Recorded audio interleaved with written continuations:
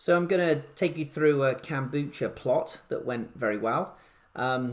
This would be similar carbonation for if you were doing pop or cider. The main difference between kombucha, pop and cider and say beer is that the product, when it reaches the brite tank, is usually at quite a warm temperature. So we can see on this plot that the kombucha, when it hit the tank, was over 12 degrees Celsius. And 12 degrees Celsius is just far too warm to carbonate the product. Typically, you want it to be as close to 0 degrees Celsius as possible to get the CO2 to dissolve into your product. So what we have to do with kombucha and pop and cider is we have to wait for the temperature to come down before we can start carbonating. So in the FizzWizz, we have a setting called start temperature, and that's typically set to 3.5 degrees Celsius.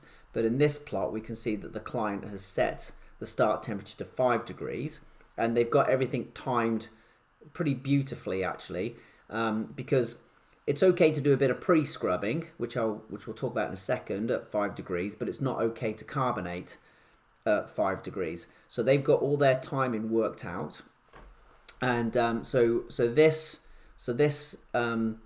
product chilled down all through the night, and basically what happened was just here you can see this like little disturbance that goes on here, and that's actually because at this point the CO2 kicked on and mixed the tank around a little bit. So as the CO2 kicked on, there was a little bit of mixing in the tank, and some of the warmer product got drawn down around the temperature sensor, and it went back up again. So the FizzWizz would have turned off again at this moment, and then just here the same thing would have happened again, and then it would have turned back on. This time, you know, the noise wasn't as severe, and eventually the FizzWizz was able to turn on, and the product was nicely mixed and it was all nicely chilled.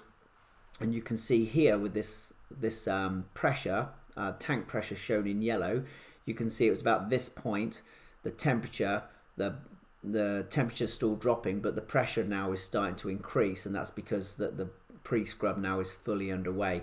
Just here there's a little bit of a pressure drop, and that pressure drop, again shown in yellow, that pressure drop is to do with the temperature of the tank coming down.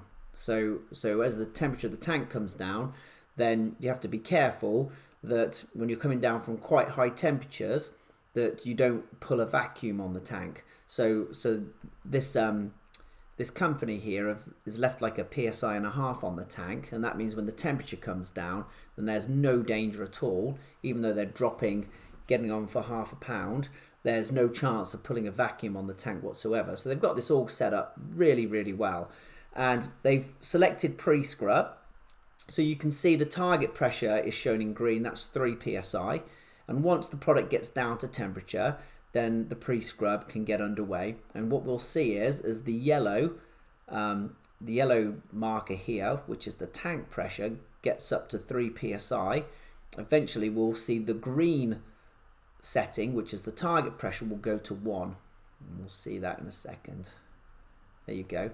Now at this point, everything's good because the temperature is all stabilized out. The temperature is at 2.29 degrees Celsius. It's very stable. Okay, and now what the FizzWizz will do, it will vent that tank down to 1 psi, which we can watch the yellow plot here. So the yellow's now 1.13, and in a second we now see that the target pressure now has shot up to 10.34, and that's because now we're in carbonation mode. So this is all automated. You don't have to press any buttons.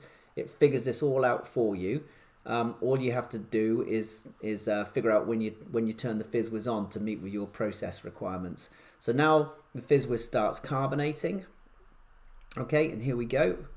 So we watch the yellow plot here. It's reading 5.48 right now, and it's going to go all the way up, and it's going to meet the target pressure of what it's going to be. It's going to end up around 11.22, and then the FizzWizz shut off at 11.24. So that's within 0.02 of a psi. Now the reason the target pressure moves around a little bit is because the temperature's moving in the tank. So the FizzWizz is chasing the temperature around to make sure that we've always got that perfectly finished equilibrium pressure. So anyway, that's a look at kombucha, pop or cider style carbonations. The main thing to understand is that your product hits the tank much warmer, and you have to allow for that chilling, and we don't want to carbonate or pre-scrub our product when it's too warm. So that's a really nice plot for kombucha and that style of product. Okay, hope you found that useful. Cheers for now. Bye bye.